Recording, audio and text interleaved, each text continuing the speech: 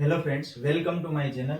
આજે આપણે વિભાજ્યતાની ચાવી ભાગ નંબર 2 વિશે જોઈશું. એની અંદર છે 6 ની વિભાજ્યતાની ચાવી. તો કે 6 વડે કોઈ પણ સંખ્યાને ક્યારે ભાગી શકાય? તો કે જે સંખ્યાને 2 વડે અને 3 વડે એમ બંને સંખ્યા વડે, એટલે કે 2 વડે પણ અને 3 વડે નિશેષ ભાગી શકાય તો તે સંખ્યાને 6 વડે નિશેષ ભાગી શકાય. તો 2 વડે ક્યારે ભાગી શકાતી? તો કે જે સંખ્યાનો એકમનો અંક 2, 4, 6, 8 કે 0 હોય ત્યારે તે સંખ્યાને 2 વડે નિશેષ ભાગી શકાતી. અને 3 વડે ક્યારે ભાગી શકાતી? તો કે જે સંખ્યાના અંકોનો સરવાળો 3 વડે નિશેષ ભાગી શકાતો હોય અથવા તો 3 નો અવયવી હોય ત્યારે તે સંખ્યાને 3 વડે ભાગી શકાતો. તો અહીંયા 6 ની ચાવીમાં શું જોવાનું? તો કે 2 ની ચાવી વડે, એટલે કે 2 વડે પણ ભાગી શકાય અને 3 વડે પણ ભાગી શકાય તો જ તે સંખ્યાને 6 વડે નિશેષ ભાગી શકાય. અહીંયા ઉદાહરણ છે જોઈએ તો કે પેલા 2 ની ચાવીમાં શું હતું? તો કે એકમનો કેટલો હોવો જોઈએ? તો કે બેકી. તો અહીંયા 6 છે જે કેવા છે? બેકી. તો કે એક કન્ડિશન ફોલો થાય. અને બીજું છે 3 વડે, તો આનો સરવાળો એટલે કે 3 વત્તા 3 વત્તા 6 એટલે કેટલો થાય? તો કે 12. જે 3 નો અવયવી છે, એટલે કે આપણે 3 ગુણ્યા 4 કરીએ તો કેટલા થાય? તો કે 12. એટલે કે આ 336 છે એને કેટલા વડે? તો કે 6 વડે નિશેષ ભાગી શકાશે.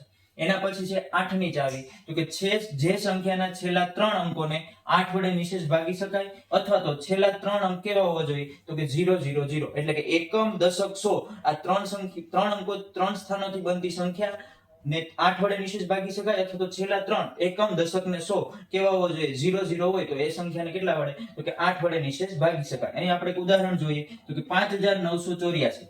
એમાં છેલ્લા 3 અંકો એટલે એકમ, દશક અને 100 થી બનતી સંખ્યા કેટલી છે? તો કે 984.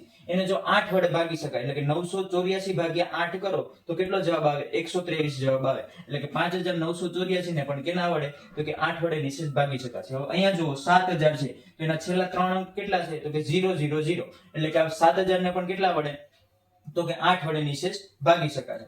હવે 9 ની ચાવી છે તો કે જે સંખ્યાના અંકોના સરવાળાને 9 વડે નિશેષ ભાગી શકાય તો તે સંખ્યાને 9 વડે નિશેષ ભાગી શકાય. જો આ 9 ની ચાવી સેમ ટુ સેમ 3 ની ચાવી જેવી મળતી આવે. 3 ની ચાવીમાં શું હતું? તો કે અંકોના સરવાળાને 3 વડે ભાગી શકાય. અને 9 ની ચાવીમાં શું છે? તો કે અંકોના સરવાળાને 9 વડે નિશેષ ભાગી શકાય તો તે સંખ્યાને કેટલા વડે? 9 વડે નિશેષ ભાગી શકાય. અહીંયા ઉદાહરણ છે 9603. તો એનો સરવાળો કરીએ 9 + 6 + 0 + 3 એટલે કેટલો થશે? તો કે 18. હવે 18 છે એ 18 ને 9 વડે નિશેષ ભાગી શકાય તો 9603 છે એને પણ કેટલા વડે? તો કે 9 વડે નિશેષ ભાગી શકાય. તો આવા જ અવનવા વિડીયો જોવા માટે અમારી ચેનલને લાઈક કરો, સબસ્ક્રાઇબ કરો અને તમારા મિત્રો સુધી શેર કરો. Thank you.